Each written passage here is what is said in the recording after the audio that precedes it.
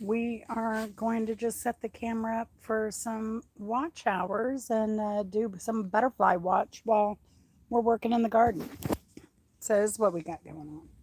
The butterflies and the bees. You can see they're just, it's covered with pollinators, with these little butterflies, and the monarchs stop by every now and then, as well as some, I've seen some pretty large cabbage moths already this year.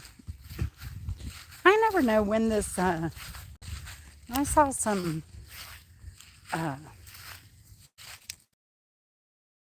the fair, but I don't know when they're supposed to produce. They put out their, these, Quetzals, whatever they're called.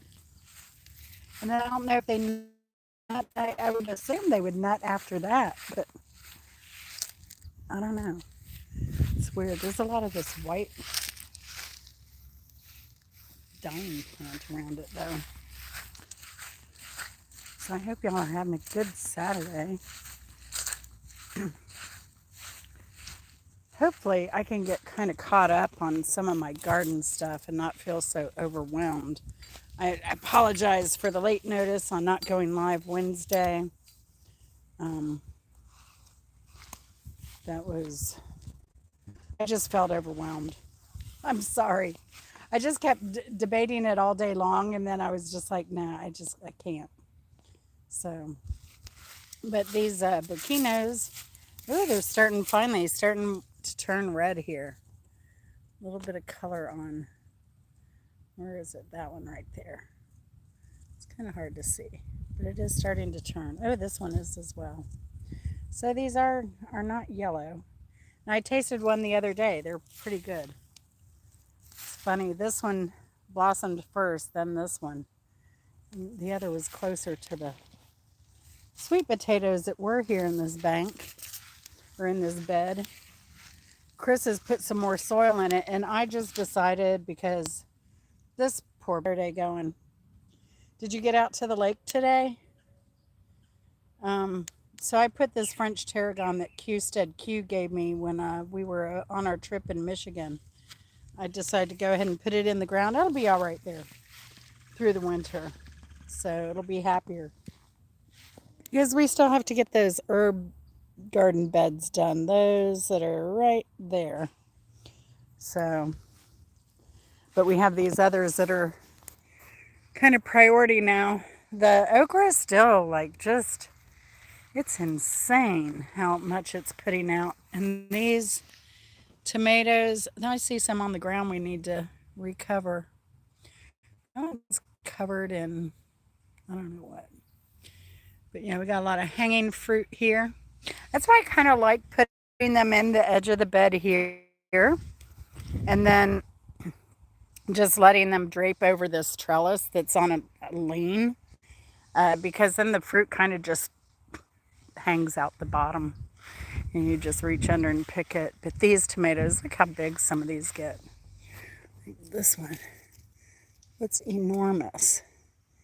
Enormous, enormous. That's going to be probably a 13 ounce or more.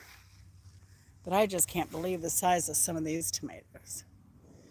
It's crazy. And it's still trying to produce.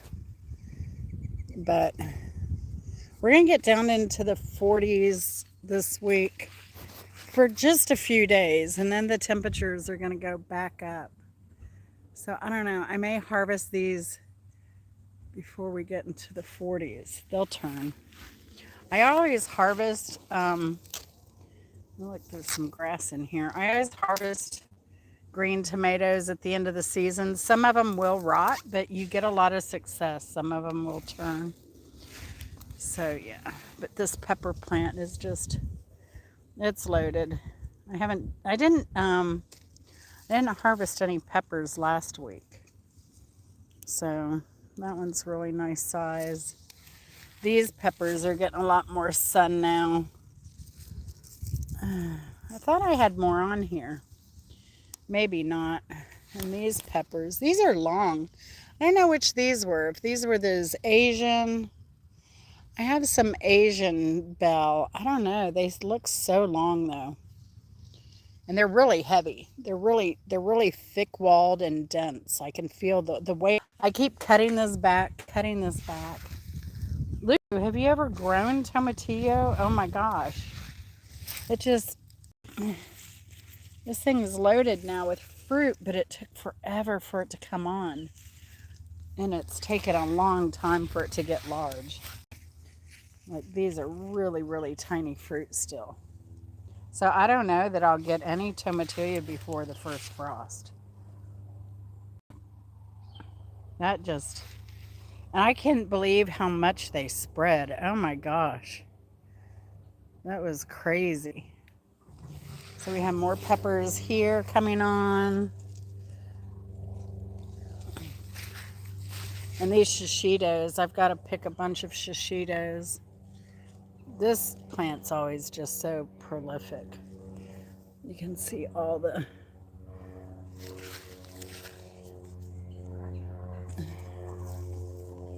It's kind of, I picked a lot of them, so it's just now putting, you can see it's putting out a lot more flower here now. So, and then this bell pepper, these are getting big. They're starting to turn red, finally.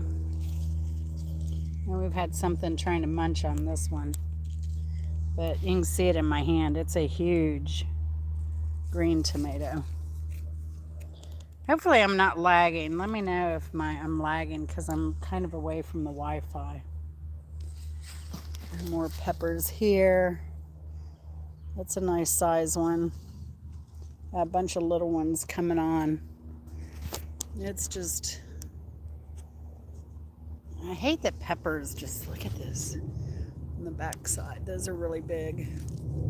Peppers just take so long. They really just don't kick in to the end of the year. Look at that one's a beauty. Love it. Love it, love it. And then my shallots are still coming in. Now they say, you know, your shallots are ready when they start popping up a little bit more and turning, and the leaves start getting a little bit more brown. Oh, look at that little tomato there. That is super, super ripe. That's overripe almost. But yeah, really pleased. Now we've been picking persimmons. I'm not going to go out in the orchard today, but we have been picking persimmons. Well, 4, 5 a week, 6. We got 6 last week or this week. I don't know. I'll have to look at my sheet. Now look at the watermelons still out there. We've got 1, 2, 3, 4, 5, 6, 7 at least. So we're going to try and give some to the neighbors today, I think. We have one that we had opened that was ripe, and unfortunately it was supposed to go to Chris's mom's house, and I never made it over there. So it'll be worm food. Those worms are going to be so well fed this next week. That's good. It'll get them into the season. They kind of go dormant. My worms go dormant in the winter, it seems. They don't eat as much. So, got some dead tomatillos here. From where I just kept him, I got my green grocery store onions here. I should move those to a better place now that there's room. And I'm going to plant today finally, or get Chris to. Poor guy, he's filling these beds there. That's a lot of hard work. So, but it's supposed to rain a bit tomorrow, maybe even later today. Look at those cherry tomatoes. This is still putting out, very prolific as they are. Look at these. A lot more coming on. So we'll see what Chris, oh my gosh. You were right about the carrots, honey. Say hi. Hello. We're doing a quick live. We need to harvest them. They went crazy. Oh my gosh. Wow. Let's see, let's go through here. Like, they're surprisingly, though, you'd be surprised how small they are still. I'll pick one that's kind of overcrowded here. Here's a big fat one. It's not going to be, see, it's only as big as my hand, but they're still a nice size. They're a nice roasting size. Yeah. You want to see what the first beet looks like? Sure. Let me pull one beet. That's on there. And if nothing else, we'll do it. Here's a fat one. Oh, that's a beauty. There's the first beet. So there's my hand for perspective. First beet, first carrot. Now, when did I plant these? Only like 2 months ago? Thereabouts. I can't remember now. Yeah, so I think we're going to plant another round of them. And look at the collard greens, how they've taken off, y'all. They're coming over the edge of the container now. Isn't that crazy? They've just exploded this week. They went nuts, and I have a lot. I mean, I have enough here for a good few meals already if I harvest what's here. Again, I need to get that dang netting on here to protect it. Zoom out a bit. Oh my gosh. So this,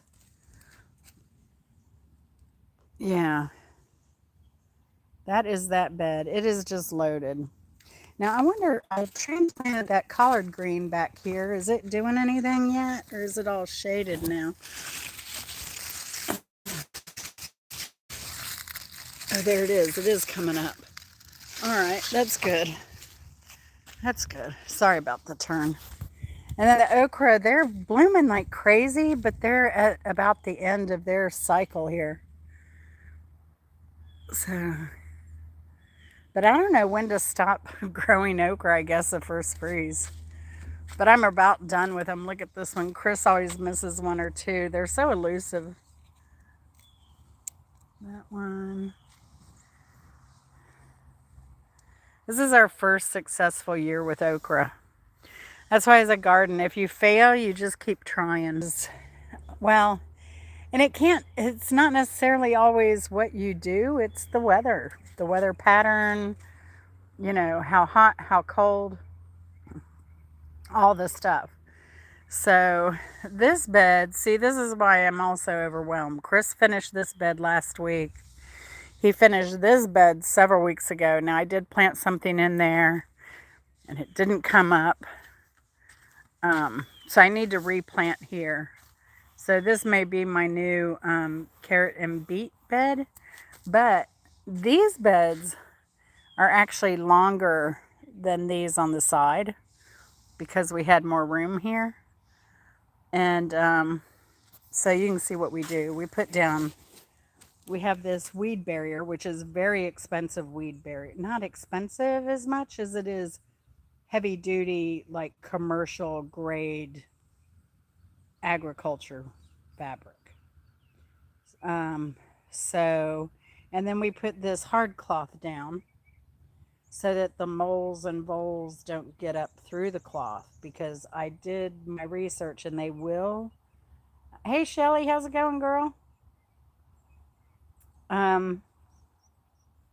So the moles, voles will chew up through the bottom of this weed barrier. And this particular, I think this is a DeWitt weed barrier. So, yeah, so Chris is now gathering wood to put, oh, and we also we kind of do a double protection because we aren't guaranteed, well, we know that this isn't perfectly level, so there are going to be little gaps in between, like where the bottom of the garden is meeting the